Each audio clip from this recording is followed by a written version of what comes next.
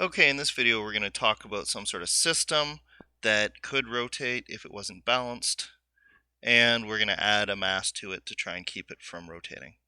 So here we're going to imagine this is some sort of system like a ruler with a hole through it, and then we're going to put a pin in it, and that's going to support it in the middle, applying a force upwards right here. I'll call that the force of the pin. And we're going to have a, 30-gram mass hanging out on the end here, and we'll make this whole thing 40 centimeters long. And the question is, we're going to put a 50-gram mass on this somewhere over here to balance it out. We have two unknowns here. We don't know the force in the pin, and we don't know where exactly to put this mass relative to the center. A couple things. This 30-gram mass is going to make it want to rotate this way, so the 50-gram mass has to go on this side to balance it out. And because the 50-gram mass has more force than the 30-gram mass, we can assume that it needs to be a little bit closer than the 30-gram mass, so its radius is smaller to make up for the bigger force.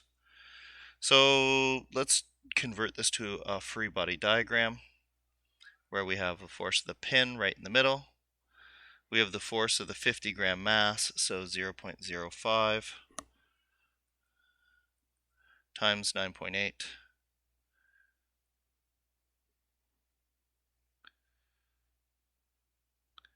is going to give us 0.49 newtons, negative 0.49 newtons. And here we have our 30-gram mass, or 0.03 kilograms, negative 9.8 newtons per kilogram. And that is going to give us, I want to say 29.4, but I'm just going to check here. 9.8 times 3 is 20, yeah. 0.294 newtons of force. And so step number one, I need to figure out how far to set this, and then I can find FP. I can do FP right away, actually, looking at the two downward forces and recognizing that if this object isn't going to fly up or fly down, that the sum of the forces in the vertical direction needs to be 0. I could solve that right away. I don't know. I'll do the torques first. For the torques, I want to eliminate my unknown force, so I'm going to rotate about this point right here. So I'm going to have the torque about point P, and I'm going to have the radius of my 30-gram force, which I'll call radius 330, force 30, plus the radius from my 50-gram force times the force on my 50-gram force. And those, if this isn't going to rotate, have to add to 0. So radius 30 times force 30 would be, this whole thing was 40 centimeters long. So this part right here would be 20 centimeters. So it would be 0.2 meters. Now that's in, I'm going to call this direction the positive direction. So this is going to be negative 0.2 meters. Just a second.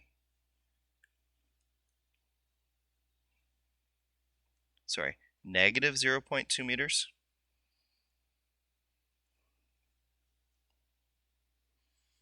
Then the force is negative 0.294 newtons, plus the radius of the 50-gram force, or where I'm going to put it. I don't know where I'm putting it, so I'll just leave it like that, times the size of it, negative 0.49 newtons, and all that adds to 0.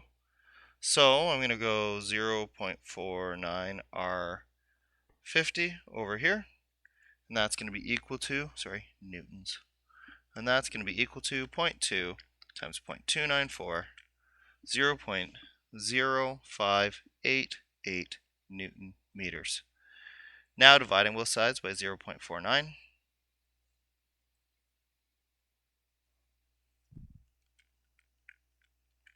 I get a radius of 0.12 meters, or 12 centimeters. So that means I want to place it 12 centimeters from the center to balance the rotations. And now I can determine the force in the pin. I can recognize that the easiest way to do this, I think, is to say my net force in the y direction has to add to 0. So that's going to be the force in the pin plus the force of the 30 gram weight plus the force of the 50 gram weight.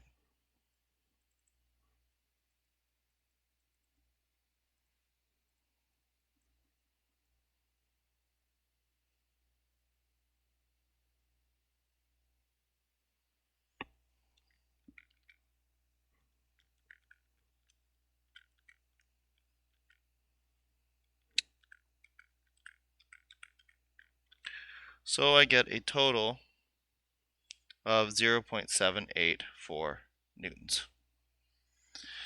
So that's the force in the pin that will keep it from flying up or falling through the table, and that is where you can put the 50 gram mass to keep it from rotating.